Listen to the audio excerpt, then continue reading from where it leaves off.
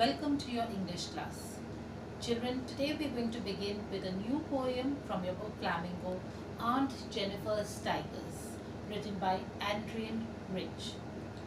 Children, this poem is based on the theme of male chauvinism and gender conflicts.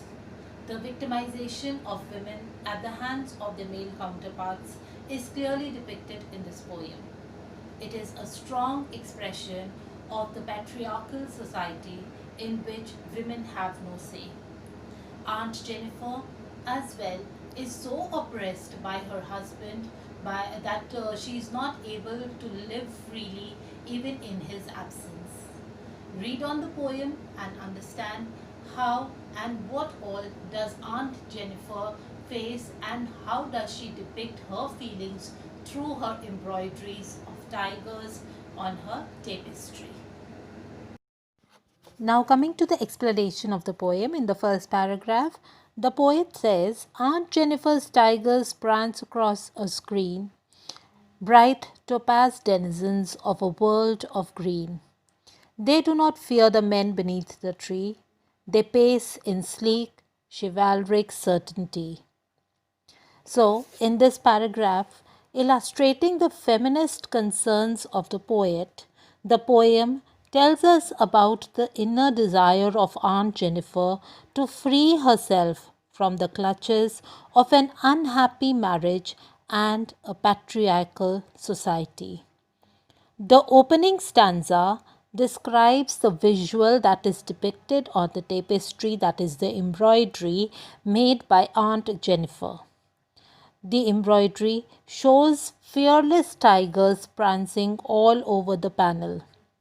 They look like the priceless topaz, which is bright and yellowish brown, glowing amid the green background. This is related with the sparkling colors of the tigers. The regal tigers are not afraid of men who sit under the tree and move about elegantly with confidence. The traits that the poet assigns to the tigers are traditionally accepted as masculine, and Aunt Jennifer's depiction of this masculinity in her art indicates her suppressed desire to be as fearless and as free as men are.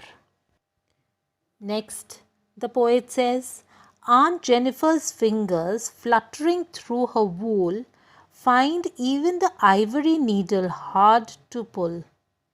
The massive weight of Uncle's wedding band sits heavily upon Aunt Jennifer's hand.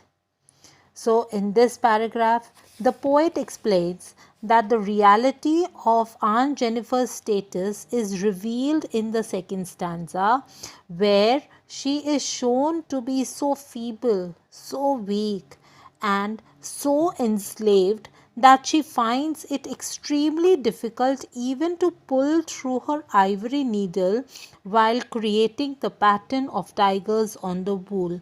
That is, she is so weak that she finds it difficult to even sew with a needle.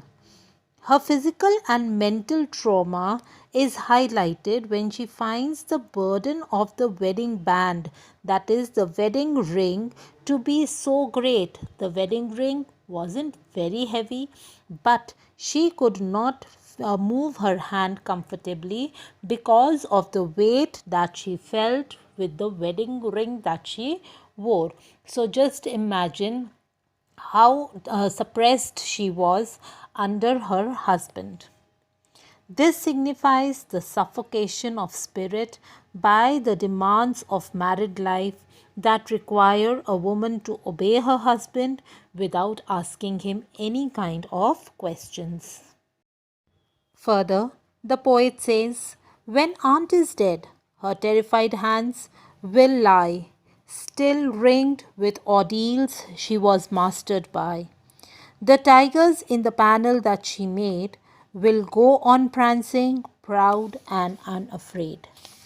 So, in this paragraph, the poet explains that Aunt Jennifer's death will not be able to free Aunt Jennifer from the ordeals that overpowered her during her life when she was living.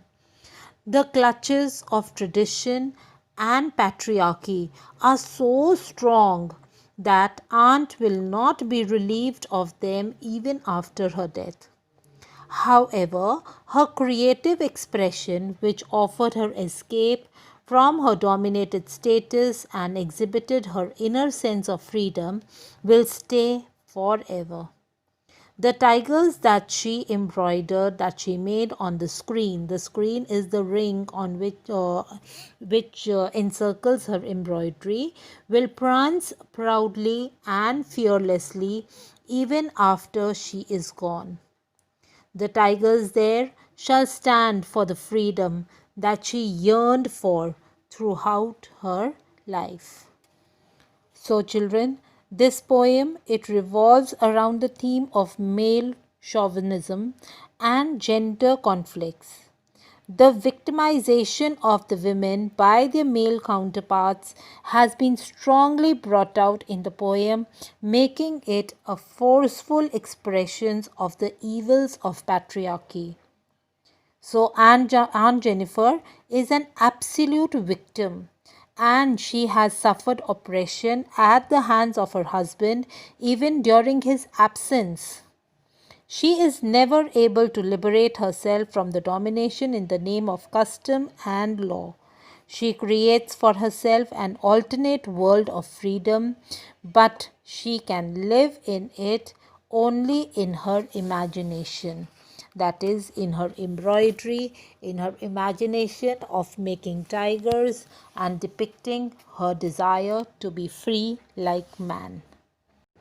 I hope all of you have understood the poem very well, children.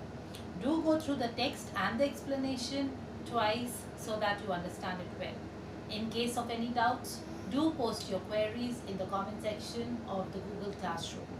Till then, God bless you all. Stay home, stay safe.